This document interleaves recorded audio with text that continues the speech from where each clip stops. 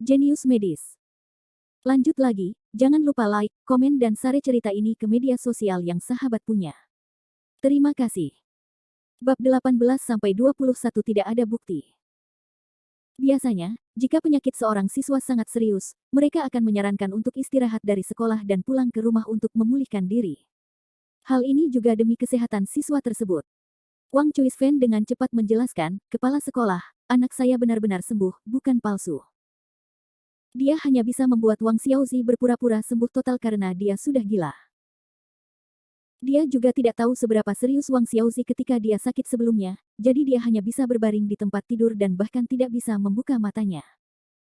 Bahkan jika dia ingin berpura-pura, dia tidak memiliki kemampuan untuk melakukannya. Apakah kamu mempunyai surat keterangan kesehatan dari rumah sakit? Gao Jun jelas tidak mempercayainya, dia telah mendengar bahwa kondisi Wang Xiaozi sangat serius dan dia perlu mengganti organnya. Sekarang setelah dia tiba-tiba pulih, dia merasa ada sesuatu yang tidak beres. Ini, Wang Chuisfen tertegun, Wang Xiaozi lah yang menyembuhkan penyakit Wang Xiaozi, dan tidak pergi ke rumah sakit untuk mengobatinya. Setelah sembuh, dia tidak pergi ke rumah sakit untuk memeriksanya, lalu dari mana dia bisa mendapatkan surat keterangan dokter? Tidak ada bukti.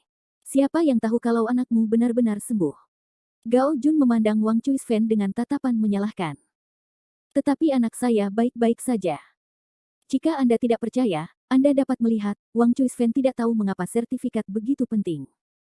Apakah Wang Xiaozi, orang yang masih hidup, begitu bersemangat hingga dia tampak sakit? Saya bukan dokter, bagaimana saya bisa tahu dia sakit atau tidak?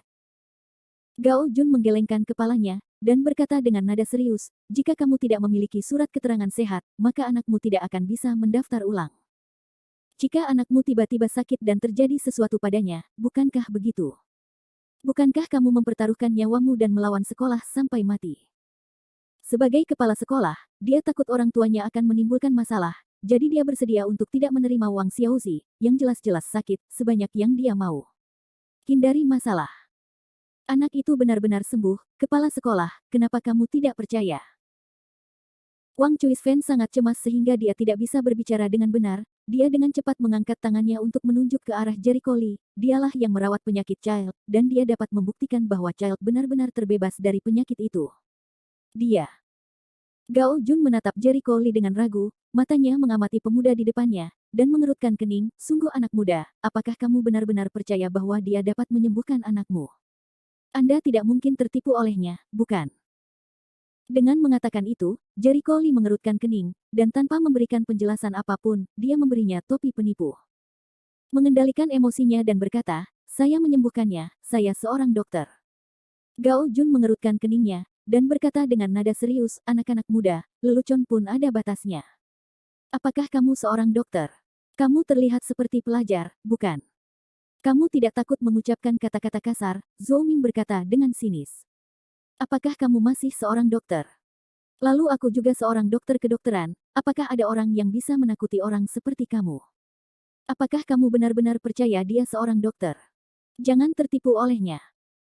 Kepala instruktur Chen Hua juga memiliki wajah yang serius ketika dia berkata, anak muda, kamu dapat mengatakan apapun yang kamu inginkan, tetapi kamu harus bertanggung jawab untuk itu. Saya tidak berbicara omong kosong.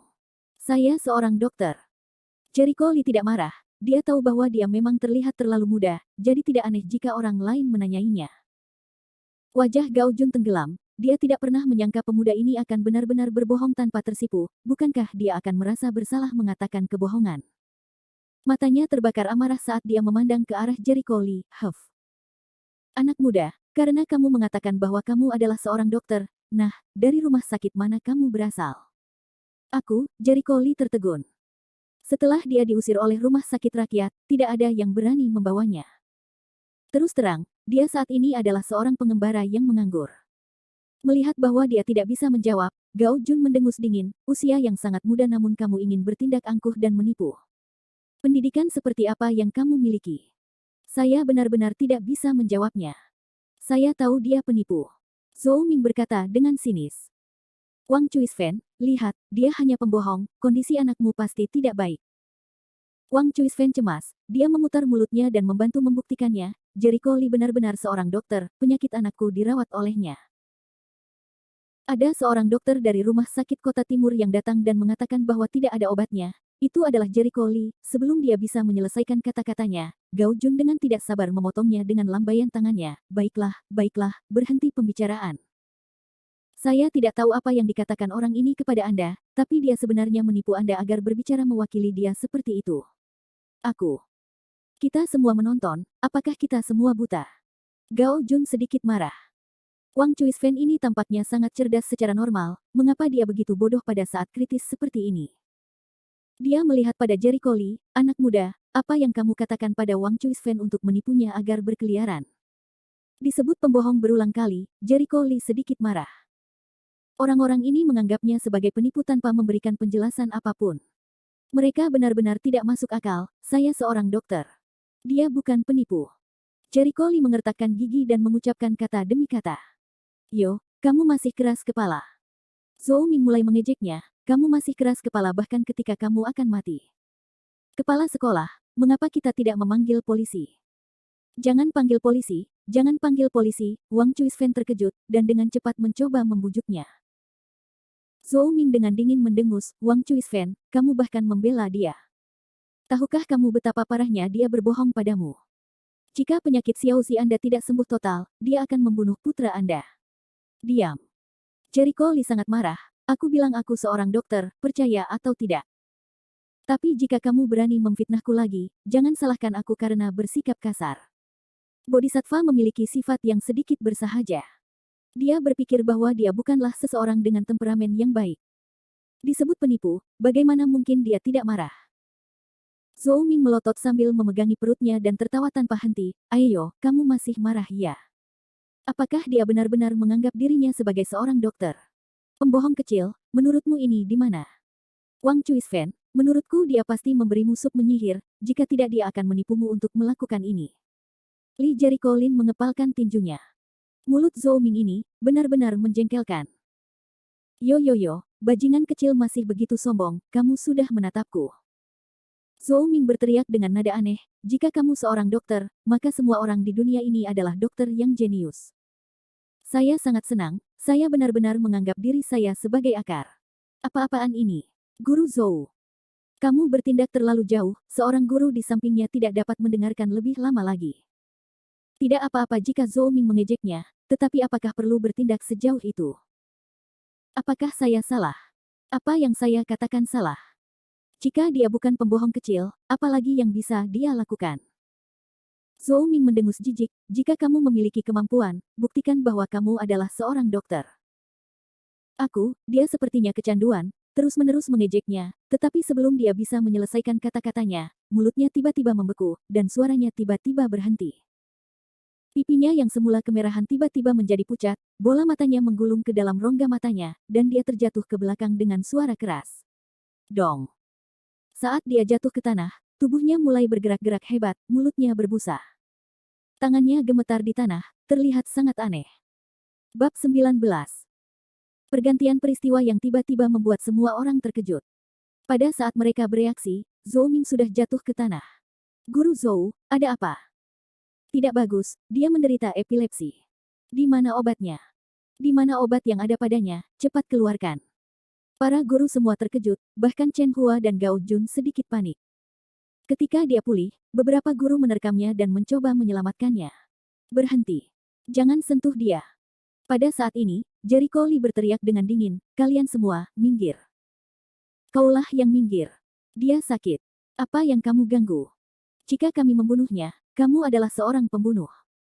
Chen Hua berteriak dengan marah, pada titik krusial ini, pemuda ini benar-benar berlari ke sini untuk menimbulkan masalah. Apakah menurut Anda mereka tidak cukup berantakan? Saya seorang dokter. Jericho Lee berkata dengan keras. Omong kosong. Gao Jun sangat marah, dia menunjuk ke pintu dan berteriak, Direktur Chen, usir dia. Wang Chuisfen menjadi cemas dan segera berteriak, kepala sekolah, dia benar-benar seorang dokter, biarkan dia menyelamatkan kita. Mengapa orang-orang ini tidak mempercayainya? Bagaimana dia bisa menjadi dokter? Gao Jun tidak percaya sama sekali. Dia memandang Zhou Ming yang bergerak-gerak dan berkata, untuk apa kamu masih berdiri di sana? Cepat minum obat untuk dia makan. Beberapa guru buru-buru maju dan mengeluarkan obat darurat dari saku Zhou Ming untuk dia makan. Namun setelah mengonsumsi obat tersebut, gejala epilepsi Zhou Ming tidak berkurang sedikit pun. Kepala sekolah, obatnya tidak efektif. Para guru tidak terlihat terlalu baik.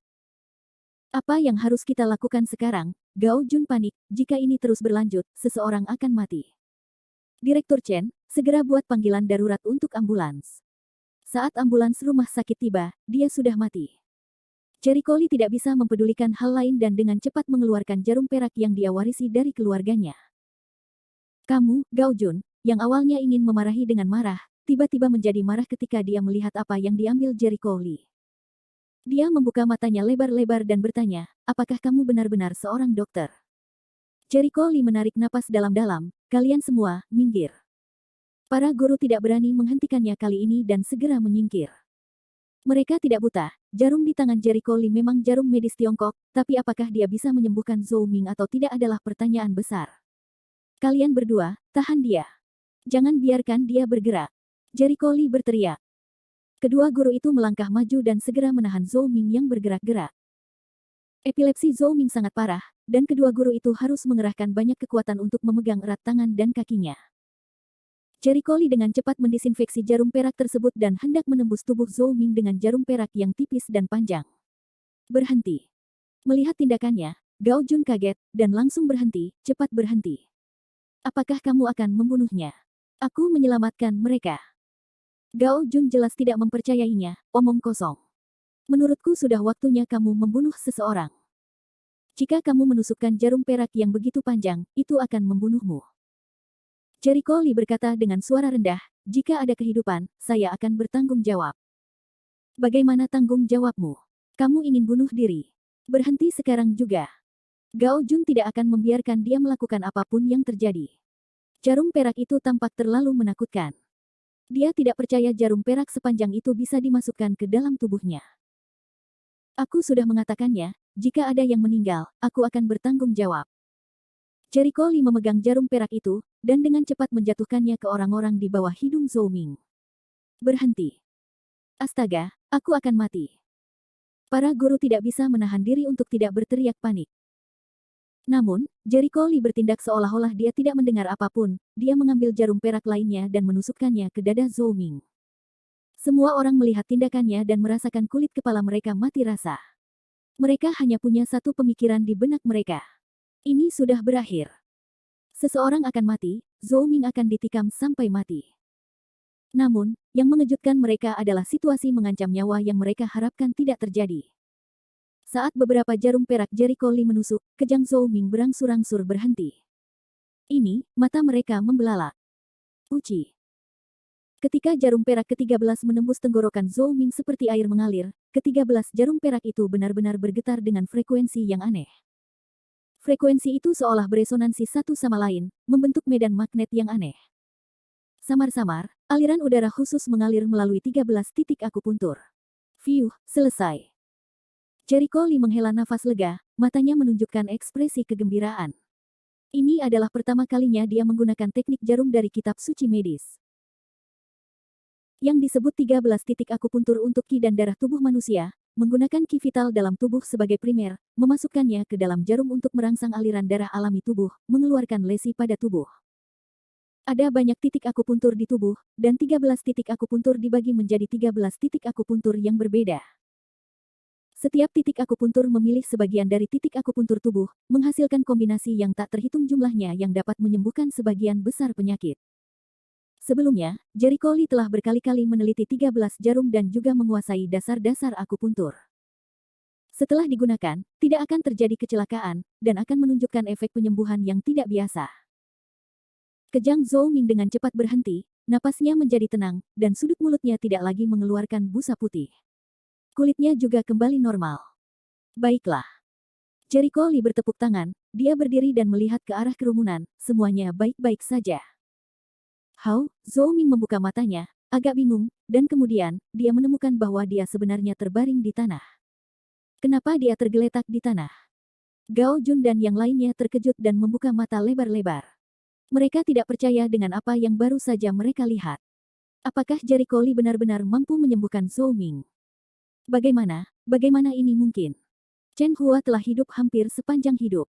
Dalam hidupnya, Tapi dia belum pernah melihat hal aneh seperti itu. Kepala sekolah, mengapa kalian semua menatapku?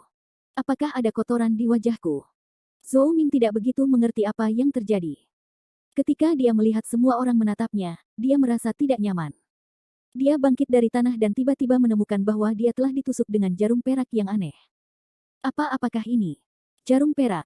Kis, mengapa begitu menyakitkan?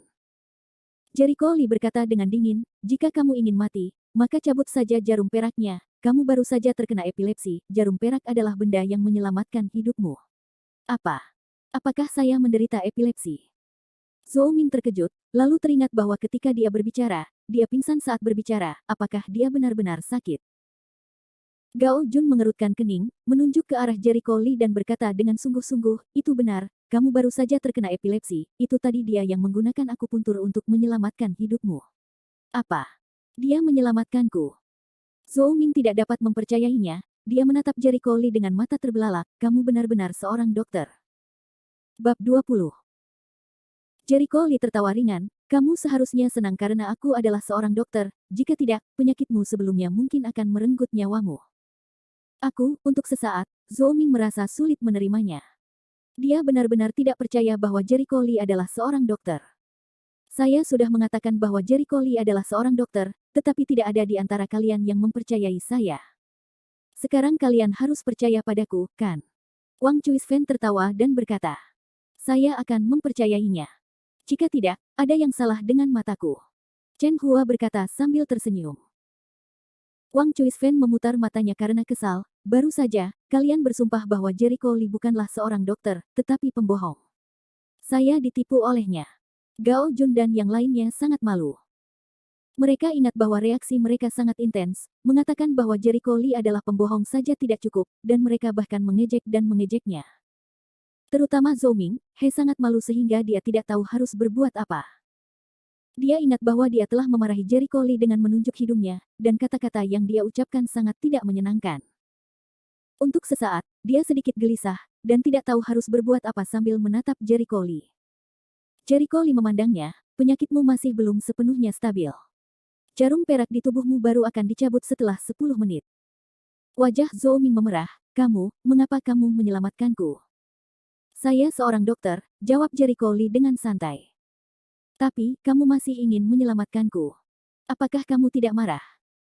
Zhou Ming tidak mengerti, apa yang dia katakan tadi sangat tidak menyenangkan untuk didengarkan, jika itu dia tidak akan bisa menerimanya, dan akan langsung pergi. Dalam kemarahan, apalagi menyelamatkan seseorang. Wajah Jericho Lee tenang, saya seorang dokter, tugas saya adalah menyelamatkan orang lain. Kamu sama sekali tidak keberatan kalau aku memarahimu seperti itu. Zhou Ming tidak dapat mempercayainya. Mungkinkah Jericho Lee hanya berpura-pura tidak marah? Jericho Lee memandangnya dan berkata dengan serius, Anda adalah seorang pasien, dan saya adalah seorang dokter. Sesederhana itu. Dia adalah seorang dokter, dan tugasnya adalah menyelamatkan orang. Tidak peduli seberapa baik atau buruknya, selama dia adalah seorang pasien, dia akan tetap menyelamatkannya. Bukan tugasnya sebagai dokter untuk menyimpan dendam dan membicarakan karakter pasiennya. Wajah Zhou Ming memerah sampai ke lehernya, saat dia menundukkan kepalanya karena malu, maaf, aku seharusnya tidak mengatakan itu padamu, dia tahu bahwa Jericho Lee benar-benar melakukannya. Tidak peduli. Dia tidak pernah menyimpan dendam dari awal sampai akhir. Dia memiliki hati yang luas dan membalas kebaikan dengan kebaikan, bahkan tidak mau repot-repot menurunkan dirinya ke level yang sama dengan Han Li. Saat dia memikirkan tindakannya tadi, dia merasakan wajahnya terbakar. Dia hampir ingin mencari lubang untuk bersembunyi. Apa yang baru saja dia lakukan? Ketika guru lain melihat penampilan Zhou Ming, mereka hanya bisa menghela nafas. Kali ini, Zhou Ming benar-benar menyadari kesalahannya. Padahal, sifatnya tidak buruk. Hanya saja dia sedikit picik dan mulutnya sedikit kasar. Namun, dia tetaplah orang baik dan termasuk dalam kategori lidah tajam dan hati busuk. Terima kasih telah menyelamatkanku. Zhou Ming memerah dan mengungkapkan rasa terima kasihnya dengan tulus. Ini adalah tugasku. Saat Jericho Lee selesai berbicara, ekspresi matanya sedikit berubah. Dia melihat cahaya keemasan yang sangat dangkal memancar dari atas kepala Zhou Ming, yang terbang ke arahnya, dan kemudian menyatu dalam pikirannya yang kehitaman. Kekuatan kebajikan. Dia terkejut, dan segera kunci pengembangan yang disebutkan dalam kitab suci medis muncul di benaknya. Kitab suci medis adalah kombinasi dari jalur medis dan seni bela diri. Menyembuhkan dan menyelamatkan pasien adalah perbuatan baik yang memiliki manfaat tak terbatas. Itu adalah sesuatu yang paling banyak menghasilkan efek karma. Kebanyakan kultivator di zaman kuno mengikuti jalur pengobatan karena menyembuhkan dan menyelamatkan pasien merupakan pencapaian besar. Terlebih lagi, selama proses pengobatan dan penyelamatan seseorang, mereka akan terus mempelajari teknik dan teori medis untuk memudahkan mereka memahami rahasia tubuh manusia, memperoleh pemahaman yang lebih dalam tentang seni bela diri dan mempercepat kecepatan kultivasi mereka. Dengan kemajuan cara pengobatan, ia juga dapat mengumpulkan kekuatan, meningkatkan tingkat kultivasi seseorang, saling melengkapi, dan meningkatkan kultivasi seseorang pada saat yang bersamaan. Kitab suci medis adalah leluhur keluarga Li, yang diciptakan berdasarkan kekuatan perbuatan baik. Ketika berhasil mengobati orang lain, selama anggota keluarga pasien dengan tulus merasa bersyukur, kekuatan pahala akan dihasilkan dan diumpankan kembali kepada para kultivator. Kekuatan pahala kemudian akan menyatu di lautan kesadaran di otak, mengumpulkan kekuatan dan memperkuat lautan kesadaran. Harus diketahui bahwa ketika seorang kultivator mencapai tahap kultivasi selanjutnya, rasa spiritual akan menjadi lebih berguna. Terlepas dari apakah ia memahami alam kultivasi atau melintasi kesengsaraan surgawi, diperlukan rasa spiritual yang hebat. Jadi begitu. Ini adalah kekuatan dari perbuatan baik ia. Seperti yang diharapkan dari kitab suci medis, ini memang ajaib. Meskipun Jericho Lee sudah memahami kitab suci medis, dia tetap terkejut saat melihatnya. Ini adalah pertama kalinya dia menyelamatkan seseorang sejak dia benar-benar memasuki kitab suci medis, dan merupakan pertama kalinya dia mendapatkan kekuatan jasa. Menenangkan pikirannya, Jericho Lee memandang Gao Jun, kepala sekolah, sekarang apakah Anda percaya bahwa saya adalah seorang dokter? Ya. Gao Jun buru-buru mengangguk, dan berkata dengan penuh kekaguman, saya benar-benar tidak menyangka bahwa keterampilan medis Anda akan begitu luar biasa di usia yang begitu muda. Jangan tersinggung dalam hati. Bagaimana Anda bisa mengatakan itu, kepala sekolah? Saya seorang junior, Anda adalah seorang penatua, wajar bagi seorang senior untuk memarahi seorang junior. Jericho Lee sangat rendah hati, dan dengan sopan tersenyum, lagi pula, saya seorang dokter, jika saya tidak dapat menahan pertanyaan sedikit pun, bagaimana saya bisa meyakinkan pasien? Haha, Anda benar. Gao Jun tertawa. Dia sangat senang dengan kata-kata ini. Jika dikatakan bahwa dia muak dengan perasaan Jericho Lee sebelumnya, maka semakin dia melihat Jericho Lee, semakin dia menganggapnya enak dipandang, dan semakin dia merasa bahwa Jericho Lee mampu dan muda, semakin luar biasa. Dia akan menjadi kakak-kakak Jericho Lee, kamu sangat kuat. Wang Xiaozi menyeringai dan berteriak gembira. Jericho Lee tertawa, dan memandang Gao Jun, kepala sekolah, saya jamin penyakit Xiaozi telah sembuh. Dia dalam keadaan sehat, jadi seharusnya tidak menjadi masalah baginya untuk kembali ke sekolah, kan? Petik 2 tanda seru petik 2. Tentu saja tidak. Gao Jun tertawa sambil berjalan mendekat dan mengusap kepala Wang Xiaozi. Awalnya, aku tidak ingin dia kembali ke kelas karena aku takut dia tidak akan sehat. Sekarang dia sudah pulih, tentu saja dia bisa kembali ke kelas. Mendengar itu, Wang Chuisfen menghela nafas lega, dan mengungkapkan senyum bahagia, bagus. Anak akhirnya bisa kembali ke kelas, terima kasih kepala sekolah. Wang Xiaozi bertepuk tangan, dan tersenyum lebar, terima kasih, kepala sekolah. Kakak-kakak Jericho Lee, terima kasih, Gao Jun memandang Chen Hua, Direktur Chen, Anda harus membuat pengaturan, tahun berapa Xiaozi akan bersekolah, Anda harus mendiskusikannya dengan mereka. Bagus. Terima kasih, kepala sekolah. Wang Chuisfen mengucapkan terima kasih yang sebesar-besarnya. Setelah beberapa diskusi, Wang Xiaozi memutuskan untuk melanjutkan ke tahun keempat. Meski usianya sedikit lebih tua dari teman-teman sekelasnya, pengaruhnya tidak terlalu besar. Wang Xiaozi, yang sedang berjuang di ambang kematian karena penyakit seriusnya. Artinya, seperti anak-anak lainnya, dia bisa belajar dan menjalani kehidupan normal seperti anak normal. Bab 21 Bal Panter.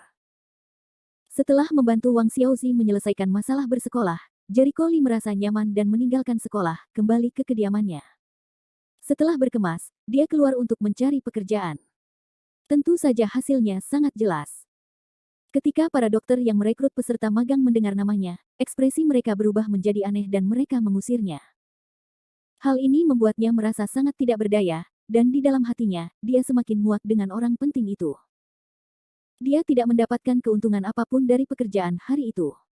Melihat waktu sudah hampir jam 5 sore, dia tidak punya pilihan selain kembali dulu dan mencari pekerjaan besok. Namun, ketika dia dalam perjalanan pulang, dia mengambil jalan pintas dan melewati sebuah gang, dan dihadang oleh seseorang. "Brad, aku akhirnya menemukanmu."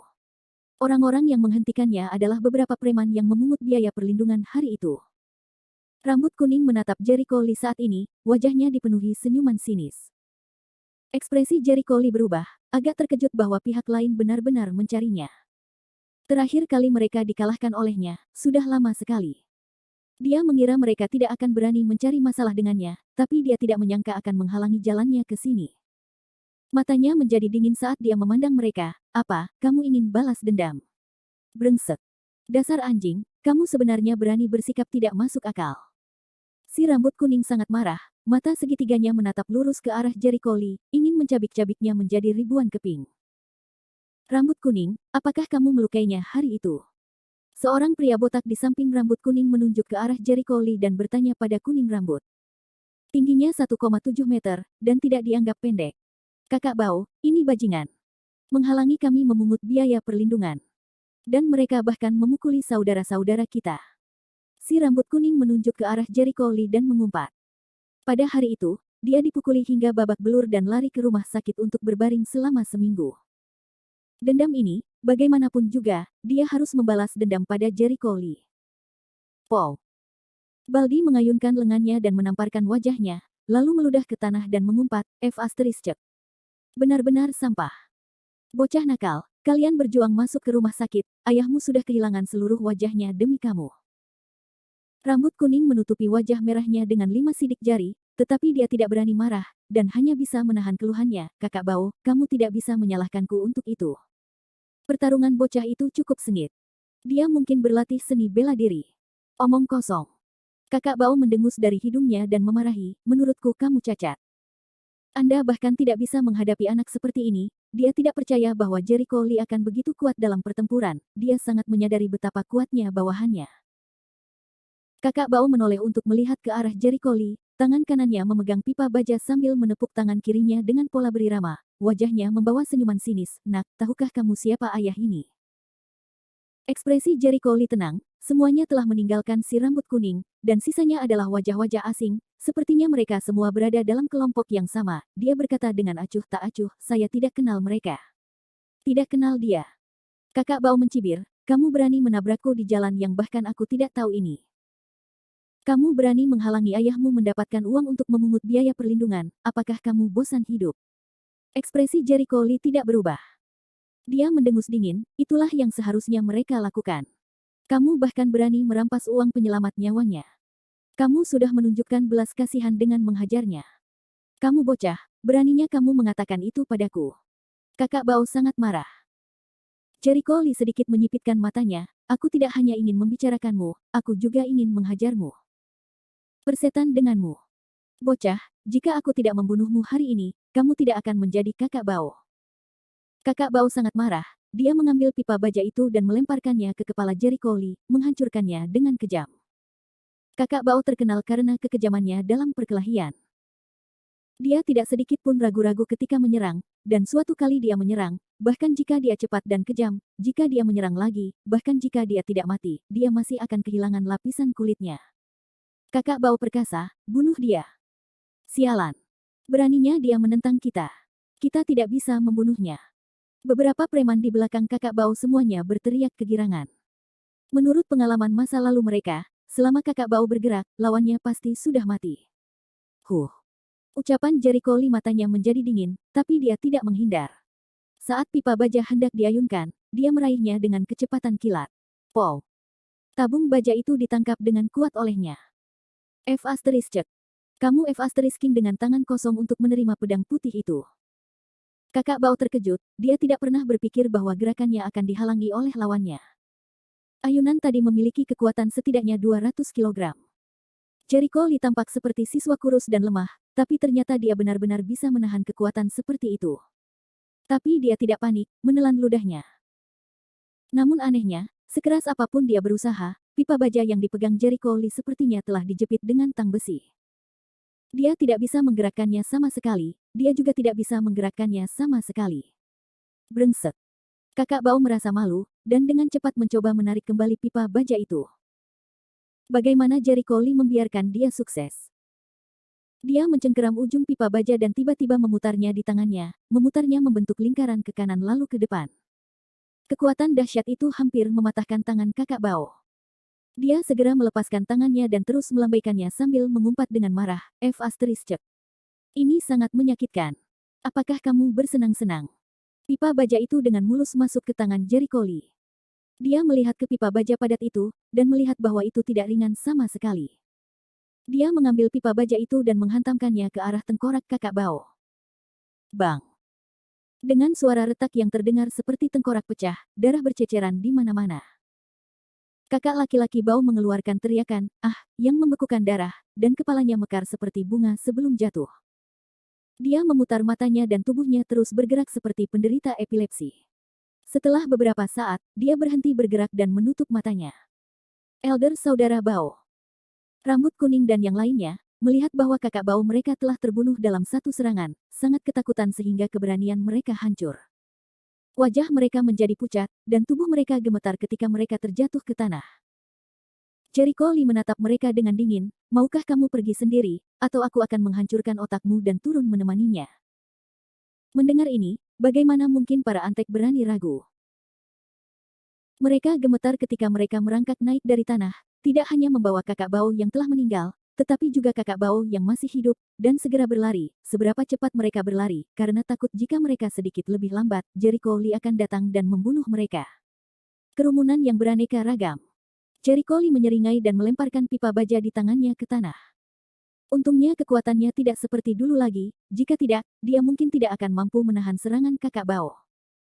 Sambil menepuk tangannya, dia berjalan melewati gang seolah-olah tidak terjadi apa-apa. Namun, sebelum dia berjalan jauh, dia berhenti dan menoleh untuk melihat ke belakang. Dia mengerutkan kening dan bergumam pada dirinya sendiri, ilusi. Dia merasa seolah-olah ada seseorang yang mengikutinya, tetapi ketika dia menoleh ke belakang, tidak ada seorang pun di sana.